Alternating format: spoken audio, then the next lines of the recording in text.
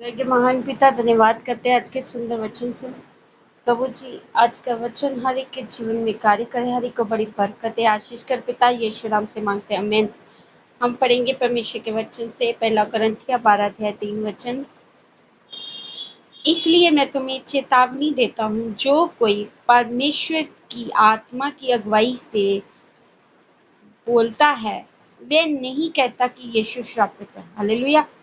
यहाँ पर प्रभु का दास पौलुस बता रहा है कि जिस किसी के अंदर खुदा का आत्मा है वे कभी भी नहीं कहता कि यीशु श्रापित है। वे कभी नहीं कह सकता है कि यीशु प्रभु नहीं है।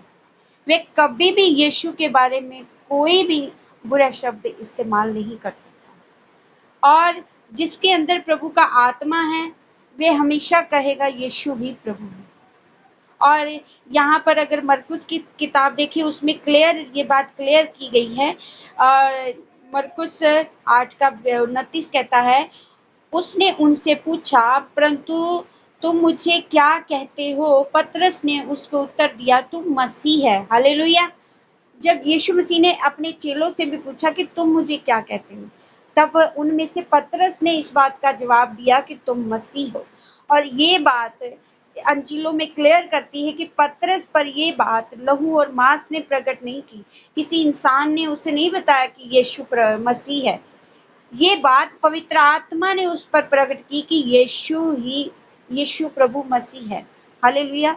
यीशु मसीह है। उसी तरह आज यहाँ पर वचन बता रहा है कि जिसके अंदर खुदा का आत्मा है वो अपने खुदा को हमेशा अहमियत देगा, आदर देगा, उसकी परस्तिश करेगा, उसको श्रापित नहीं बोलेगा, कुड़कुड़ाएगा नहीं वो इंसान, क्योंकि परमेश्वर का आत्मा पाया इंसान हमेशा प्रभु की महिमा करता है, चाहे उसके हालात कैसे भी रहे, परिस्थितियां कैसे भी रहे, क्योंकि उसने जाना है, उसको प्रभु का आत्मा ने बताया है कि प्रभु यीशु ही मसीह है, प्रभु यीशु ही उद्धार करता है, प्रभु यीशु ही है जिसने मेरे और आपके लिए अपनी जान दी है। ये बात वही बंदा बोल सकता है जिसने खुदा की आत्मा को पाया है। जिसके अंदर खुदा का आत्मा नहीं है वो उसका हम विश्वास नहीं कर सकते। वो कभी कहेगा यीशु प्रभु है, कभी कहेगा यीशु प्रभु नहीं है।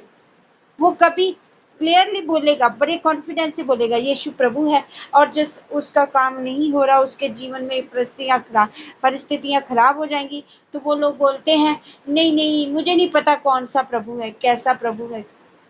ऐसी बातें लोग करते हैं क्योंकि वो उनके अंदर प्रभु का आत्मा नहीं है। और अगली लाइन क्लियर करती है इस बात को, जिससे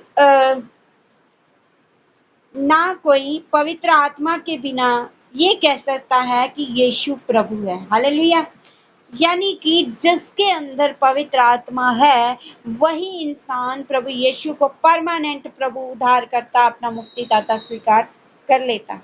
और जिसके अंदर उसका आत्मा नहीं है वो कभी स्वीकार करता है, फिर भूल जाता है, फिर गलतियां करता है, फिर पाप करता है, फिर तौबा करेगा, फिर कहेगा प्रभु तू उद्धार करता है। वो बार बार इंसान अपने जीवन में गलतियां करता है, वो बार बार प्रभु की भी परीक्षा करता है।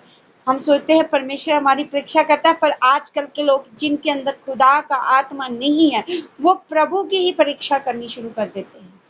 हालेलुया। इसलिए आज अपने जीवन पर मनन करें।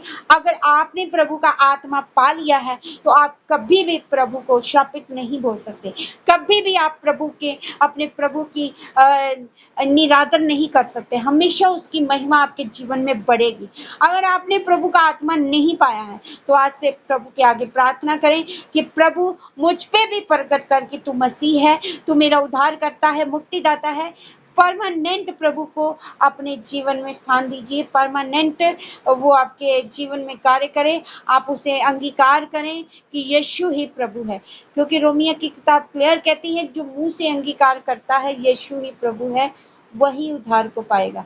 इसलिए बिना उसके आत्मा के हम अंगीकार नहीं कर सकते। यीशु ही प्रभु है, और जो लोग कर चुके हैं अंगीकार, प्रभु उनको बहुत ब्लेस करे। जो जिन्होंने अभी तक प्रभु का आत्मा नहीं पाया, उसका अंगीकार नहीं किया, प्रभु उन पर आज दया करे, प्रभु उन पर प्रकट करे कि यीशु ही प्रभु है, ताकि लोग परमेश्वर को हमेशा आदर और महिमा देते हुए नजर आए। प्रभु इस वचन के द्वारा ब्लेस करेंगे आपको। आमीन। सबको जय मसीह।